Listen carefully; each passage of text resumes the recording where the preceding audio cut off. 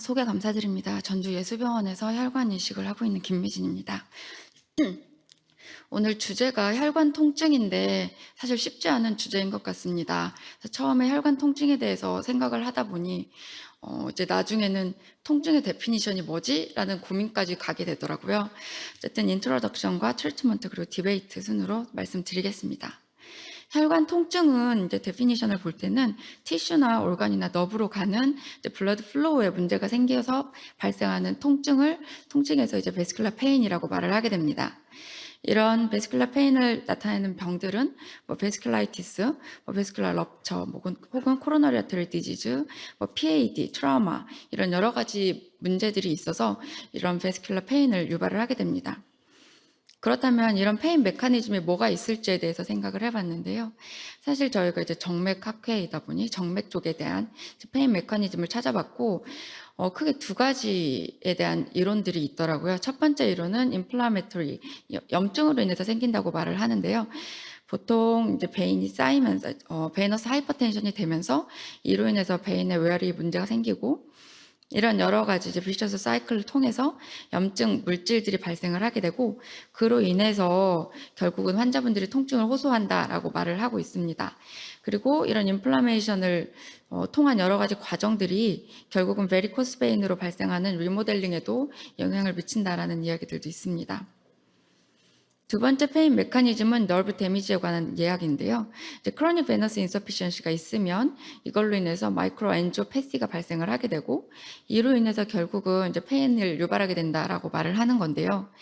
실제 한 연구들을 봤을 때는 이제 이런 뉴로패시가 없는 CVI 환자들을 대상으로 너브 테스트를 해봤을 때 여러 가지 너브 파이버들이 이제 증상, 그 펑션이 떨어져 있는 것을 확인할 수 있었다라고 나와 있었습니다.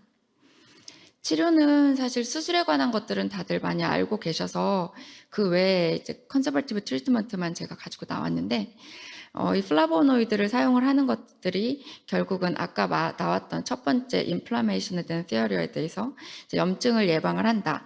그리고 베너스 톤을 임프로브 시켜서 증상을 호전시킨다. 이런 작용을 통해서 이제 효과를 보고 있다라고 말을 하고 있고 그 외 컴프레션 스타킹 자체도 이런 이제 컴프레션을 하게 되면 이제 베너스 하이퍼텐션 자체를 리버스 시키고 스켈레탈 머슬 펌프 자체도 어그멘트 시키고 그리고 베너스 리턴을 이제 효과적으로 더 올릴 수 있고 역시 림파틱 드레인지 자체도 또 효과적으로 올려주면서 이런 통증을 호전시킨다라고 말을 하는 여러 가지 이론들이 있었습니다. 이론들과 치료가 있었습니다.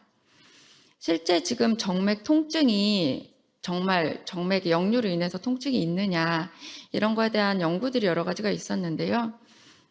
이 논문 2016년도에 나왔던 논문이고 디시스 시비어리티와 페인 간의 관계가 있느냐라는 논문이었고 이 논문에서는 결과적으로는 이렇게 두 개가 이제 연관이 있다라고 결론을 내리고 있었습니다.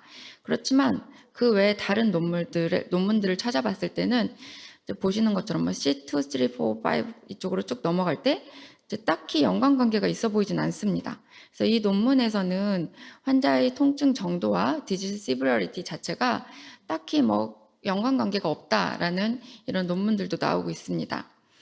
그렇다면 이제 시스테믹한 인플라메터리 마커 자체가 환자의 심통과 연관이 있느냐 이런 거에 대한 논문도 나왔습니다. 그렇지만 결론으로는 여러 가지 인플라메터리 메디에이터나 환자의 심통간에는 어떤 상관관계도 보이지 않는다라고 말을 하고 있습니다.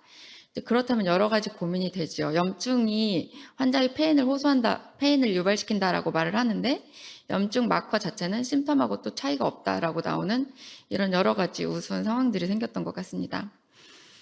그래서 사실 저도 잘 모르겠습니다. 이것이 연관이 있는지 없는지 말하기는 참 어렵지만 어쨌건 에피데미올로직한 스터디들을 봤을 때는 환자의 페인과 이런 디지즈 자체가 페인 시비어리티와 디지즈 자체가 연관관계가 있느냐에 대한 것은 아직까지 명확하지 않다라는 것이 결론이었고 그리고 그렇지만 이제 초기 베너스 디지즈가 시작할 때 느끼는 통증 자체는 처음에 시작하는 인플라메토리 메디에이터들로 인해서 이제 초반에는 나타날 수도 있겠다라는 결론을 내릴 수 있었습니다. 하지만 아직까지는 베너스 인서피션시의 페인 메커니즘이 명확하게 밝혀져 있지는 않아서 아직까지는 이제 그렇다라고 말하기는 어려울 것 같고 앞으로 좀 더 많은 연구가 필요할 것 같습니다.